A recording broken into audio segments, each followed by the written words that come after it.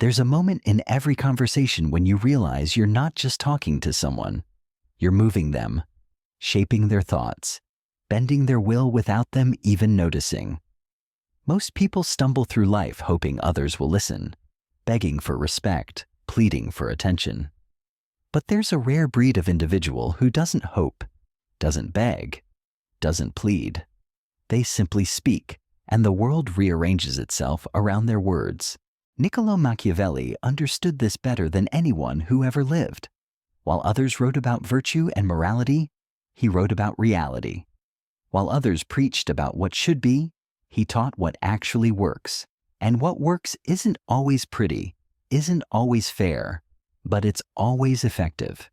Because in the real world, influence isn't earned through good intentions. It's seized through strategic precision. You've been taught that persuasion is about logic, about presenting facts and hoping people see reason. That's the first lie they sold you. Real persuasion operates in the shadows of the human mind, in the spaces between what people think they want and what they actually need. It's about understanding that every person you meet is driven by invisible forces they can't even name: fear, desire, pride, insecurity. And once you learn to see these forces, to speak to them directly, you don't just influence people. You control the very fabric of their decision-making process. But here's what separates the dangerous from the merely persuasive. The dangerous don't just influence outcomes. They shape entire realities. They don't just win arguments. They make opposition impossible. They don't just get what they want. They make others want to give it to them. This isn't about manipulation for the sake of harm. This is about understanding the deepest mechanics of human nature and using that knowledge to create the world you choose to live in. Machiavelli spent his life studying power, watching it flow from person to person, kingdom to kingdom. He saw how the weak became strong and how the strong became weak. And what he discovered was a set of principles so potent, so transformative, that they've shaped the course of human history for over 5 centuries. These aren't theories. These are battle-tested strategies that have built empires, toppled governments, and turned ordinary individuals into forces of nature. Today, you're going to learn how to weaponize words the way Machiavelli weaponized strategy. Not through volume, not through aggression, but through surgical precision. You're going to discover how to plant ideas so deep in people's minds they'll think those ideas were their own. How to create desire where none existed. How to neutralize resistance before it forms. How to become the kind of person others orbit around, not because they have to, but because they can't help themselves. The first principle Machiavelli would drill into you is this: people don't respond to what you say. They respond to what they feel when you say it. Every word carries an emotional frequency. Every sentence creates a psychological state. Every conversation is an opportunity to rewire how someone sees the world. Most people speak to be understood. The dangerously persuasive speak to be felt. They understand that emotion drives decision, and logic follows behind to justify what the heart has already chosen. But emotion without direction is just chaos. That's where Machiavelli's second principle comes in. You must always know what you want before you open your mouth. Not what you think you want, not what sounds reasonable, but what you actually, desperately, need to achieve. Because the moment you speak without clear intent, you become a passenger in your own conversation. You react instead of direct. You follow instead of lead. You become influenced instead of influential. This is why most people fail at persuasion before they even begin. They enter conversations hoping something good will happen, instead of engineering exactly what must happen. They let circumstances dictate outcomes, instead of bending circumstances to their will. They speak from weakness, from need, from desperation. And desperation, no matter how well dressed in politeness, always reveals itself. The third principle is perhaps the most ruthless. You must learn to see people not as they present themselves, but as they actually are. Strip away the masks, the social pleasantries, the carefully constructed personas. What drives them? What do they fear losing? What do they secretly crave? What wound are they trying to heal? What victory are they trying to achieve? When you can see past the surface performance to the raw human needs beneath, you hold the keys to their psychology. This isn't about judgment. It's about clarity. Because once you understand what someone truly wants, you can position yourself as either the path to getting it or the obstacle preventing it. And given the choice, people will always choose the path. They'll rationalize it, justify it, make it seem like their idea, but they'll choose it. That's not manipulation. That's human nature. And human nature, when properly understood, becomes predictable. But here's where most people who study influence make a fatal error. They think persuasion is about convincing people to do things they don't want to do. Wrong. Real persuasion is about helping people discover they already want to do what you need them to do. It's about revealing desires that were always there, but never acknowledged. It's about making the invisible visible, bringing unconscious motivations into conscious awareness, then providing a clear path to satisfaction. Machiavelli knew that the most powerful form of control is the kind people don't recognize as control. When someone chooses to do what you want because they believe it serves their interests, they don't resist. They don't resent. They don't rebel. They participate willingly, enthusiastically, gratefully. They become your allies instead of your subjects. And allies are infinitely more valuable than subjects because they act on your behalf even when you're not watching. This brings us to the fourth principle, the one that separates amateurs from masters. Timing is everything. The same words that fall flat in one moment can reshape reality in another.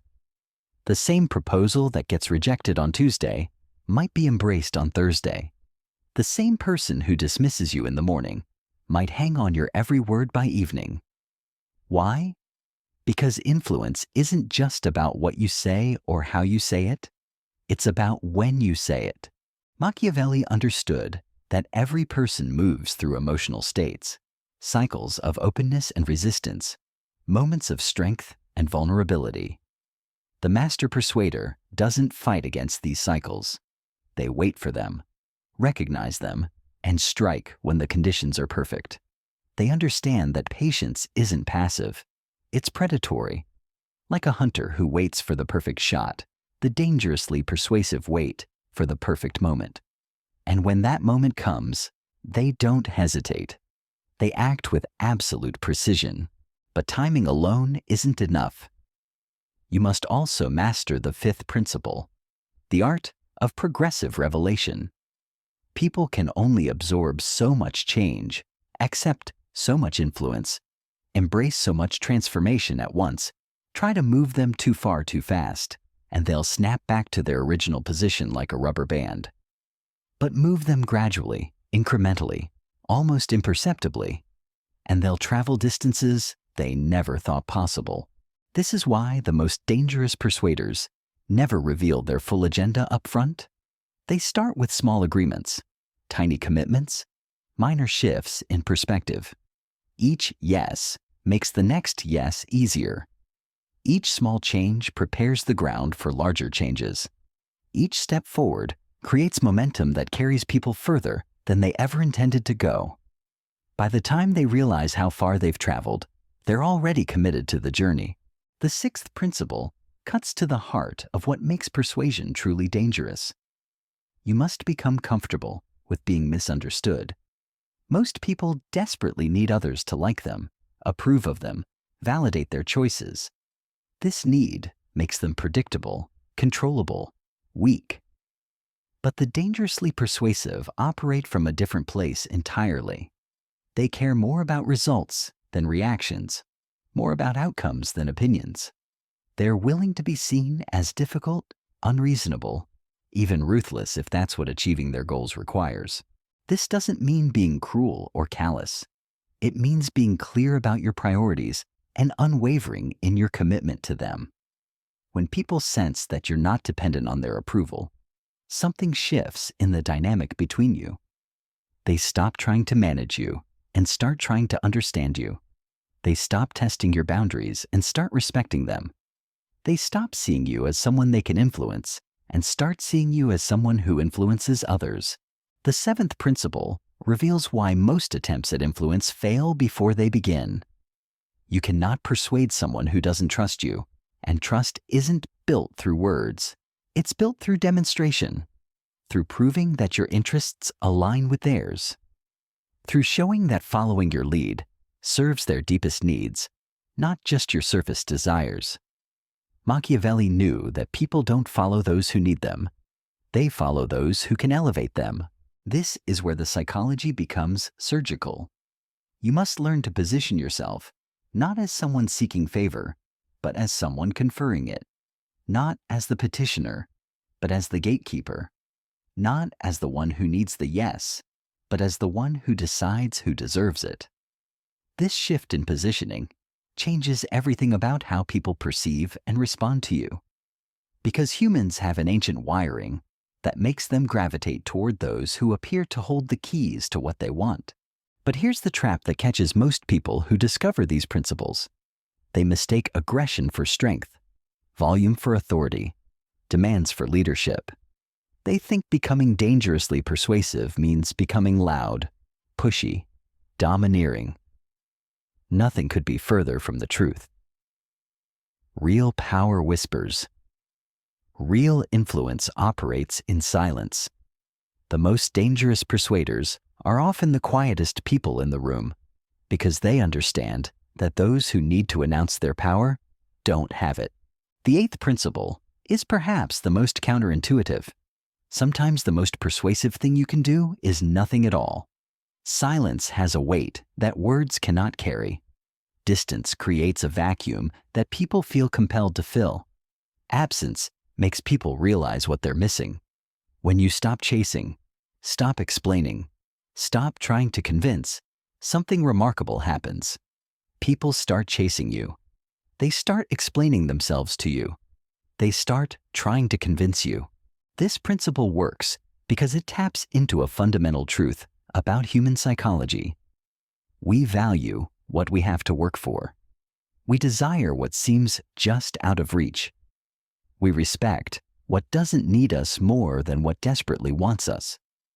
When you master the art of strategic withdrawal, of calculated unavailability, of selective engagement, you transform from someone who seeks influence into someone who naturally attracts it.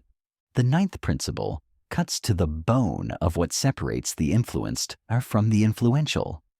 You must develop immunity to emotional manipulation, because the moment someone can trigger your anger, your fear, your guilt, your shame, they own you.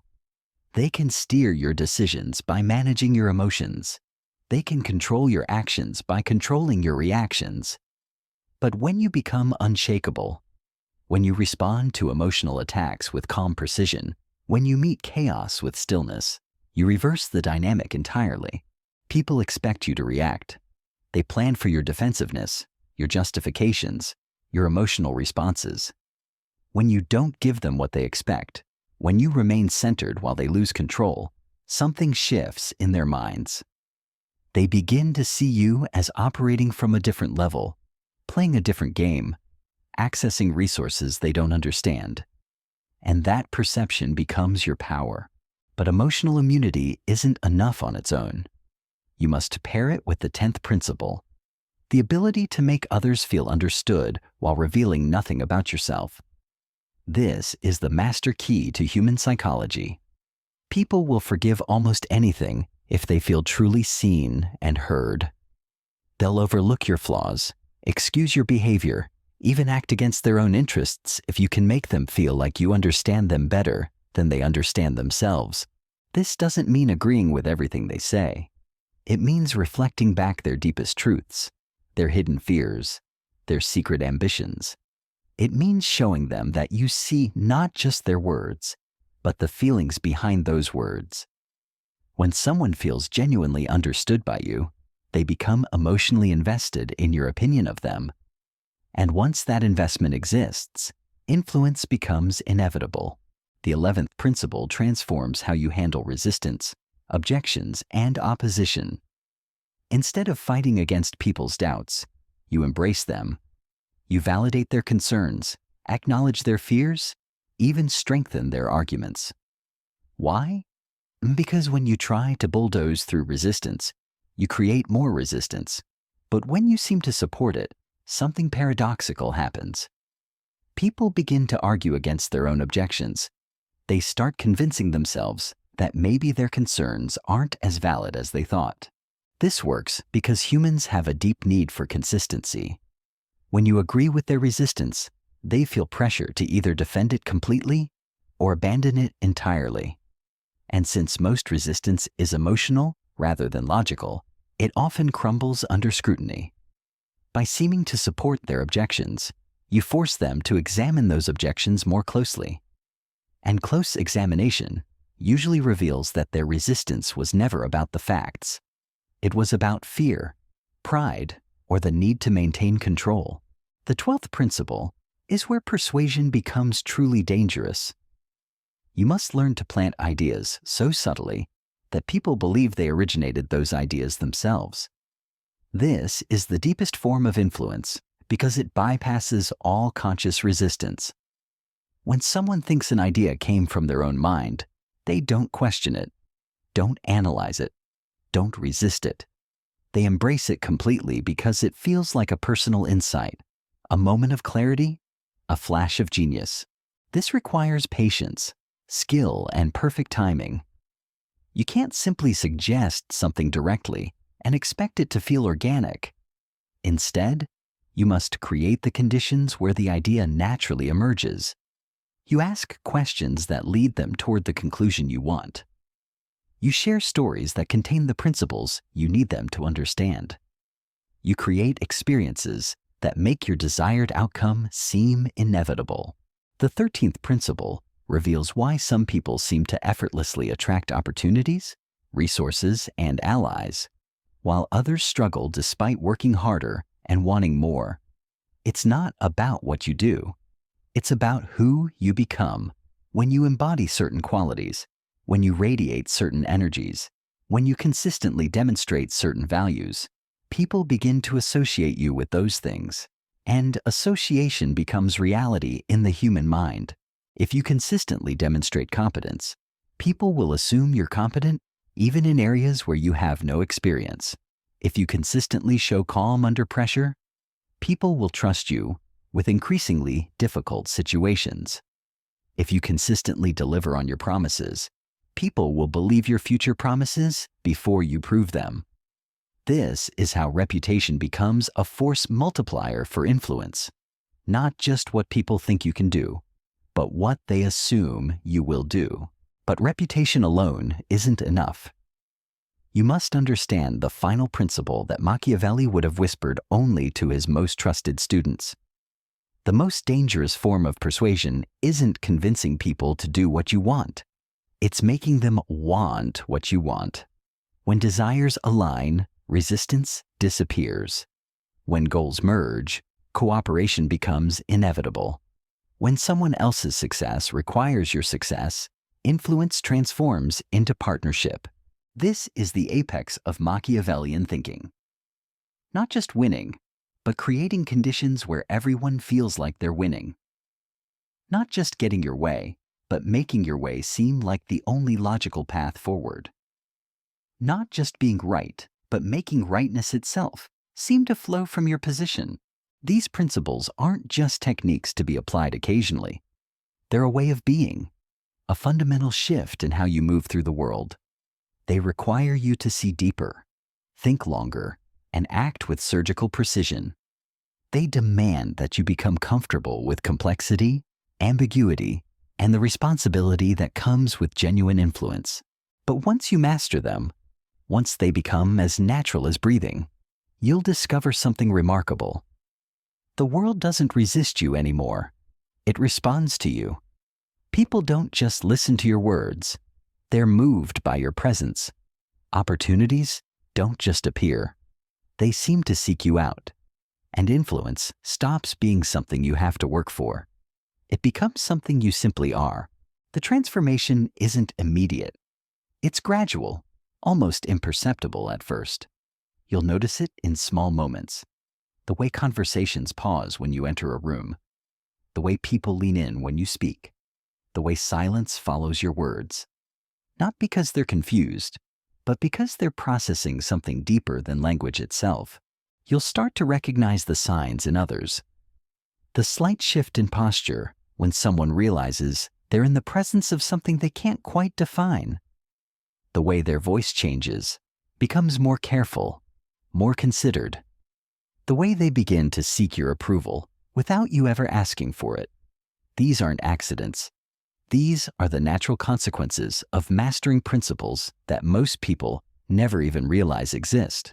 But with this power comes a choice that Machiavelli understood better than anyone. You can use these abilities to elevate others or to diminish them, to create or to destroy, to build empires or to rule over ruins. The principles themselves are neutral. They're tools. And like any tool, their morality depends entirely on the hands that wield them. The weak will tell you that influence is inherently corrupt, that persuasion is always manipulation, that power inevitably corrupts. But Machiavelli knew better. Power doesn't corrupt. It reveals. It strips away the pretenses and shows you who someone really is beneath all the social conditioning and careful presentations. The question isn't whether you'll have influence. If you're breathing, you're already influencing others every single day. The question is whether you'll develop that influence consciously, strategically, with clear intent and ethical boundaries. Because here's what they won't teach you in business school or therapy or any of the sanitized versions of human interaction. The world is already full of people using these principles. They're your competitors, your colleagues, your neighbors. They're the ones getting promoted while you wait for recognition. They're the ones building the relationships you wish you had. They're the ones creating the opportunities you're hoping will find you. The only difference is they learned these lessons through trial and error, through pain and failure, through years of watching what works and what doesn't. But you don't have to wait. You don't have to suffer through decades of ineffective communication and missed opportunities. You can choose to understand these principles now, to master them deliberately, to wield them with precision and purpose. This is your moment.